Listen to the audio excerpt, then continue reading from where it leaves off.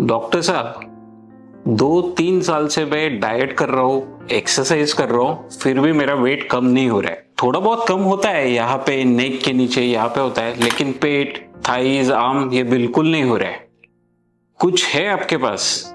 Definitely हमारे पास है, and that is what is called as liposuction. You are the ideal candidate for the liposuction. नमस्ते, मैं doctor Pushkar Deshpande. I am a board certified plastic surgeon practising since last 15 years in Pune. आज हम हमारे aesthetic hub में आपको liposuction के बारे में बताएंगे। क्या होता है लाइपोसक्शन?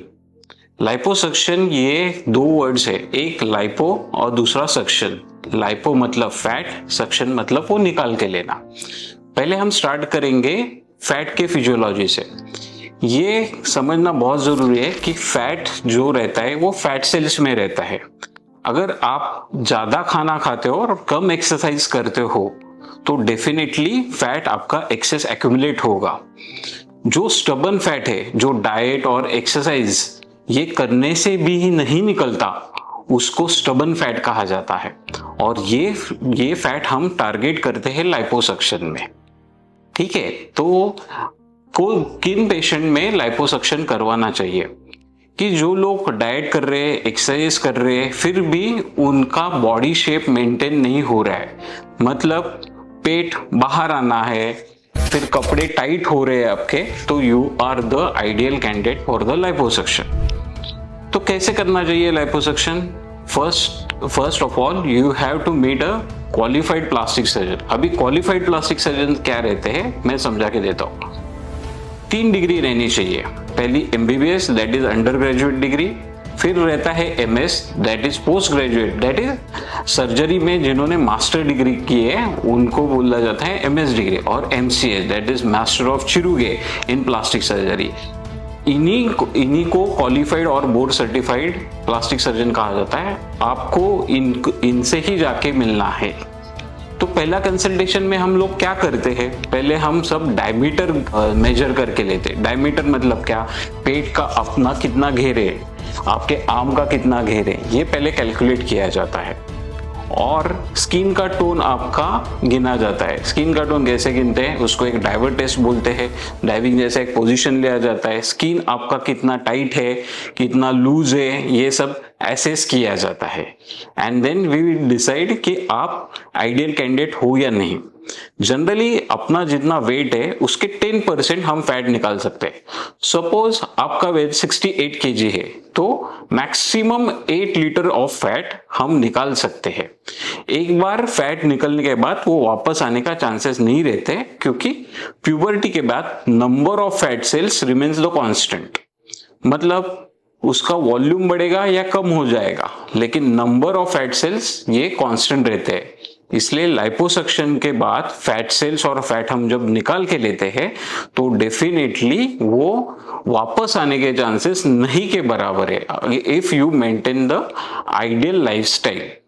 आपका वेट स्टेबल होना चाहिए। दूसरा क्राइटेरिया रहता है आपका वेट बिल्कुल स्टेबल होना चाहिए, वो फ्लक्चुएट होना नहीं चाहिए। मतलब आज 6 किलो बढ़ गया, कल 6 किलो कम हो गया, ऐसा नहीं होना चाहिए, वो स्टेबल होना चाहिए। ये सब होने के बाद कुछ टेस्ट बोले जाते हैं, जैसे कुछ बेसिक टेस्ट रहते हैं जिसमें आपका हीमोग्लोबिन चेक किया जाता है, आपकी ब्लीडिंग टेंडेंसी है, BT-CT, आपका शुगर लेवल कितना है, ये सब हम आपकी जांच के लिए भेजते हैं। दूसरा इंपॉर्टेंट रहता है सोनोग्राफी।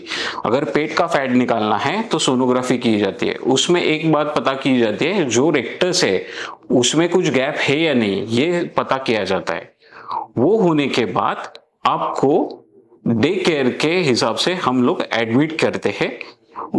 सर्जरी के टाइम आपका एनेस्थेशिया चेकअप किया जाता है, पूरे एनेस्थेशिया में, मतलब पूरी भूल देके आपका ये प्रोसीजर किया जाता है।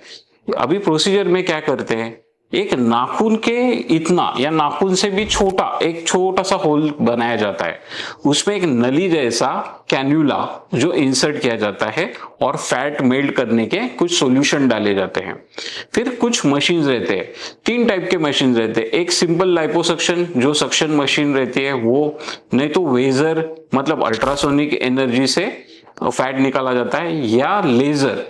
तीनों में ज्यादा डिफरेंस है नहीं, तीनों में ज्यादा डिफरेंस नहीं है, खाली वेजर लेजर से सर्जन को हेल्प होती है। समझ में आया कि सर्जन को हेल्प मिलती है फैट निकालने में, अदरवाइज तीनों प्रोसीजर में ज्यादा डिफरेंस है नहीं।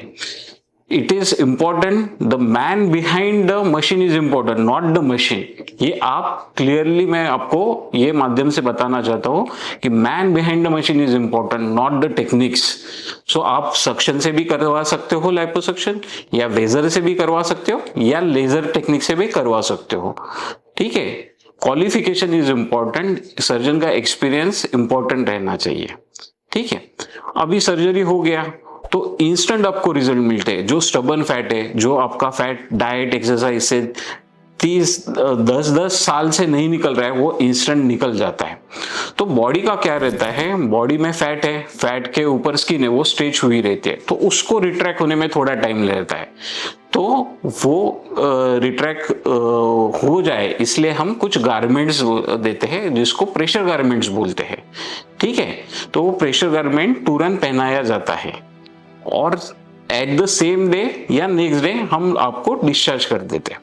अभी डिस्चार्ज के बाद आपको क्या प्रिकॉशंस लेने हैं, क्योंकि लाइपोसक्शन किया हुआ है तो थोड़ा बहुत सूजन आना, थोड़ा रेडनेस होना, ये सब बातें होती है। इसके लिए आपको आइस पैक मसाज देना है।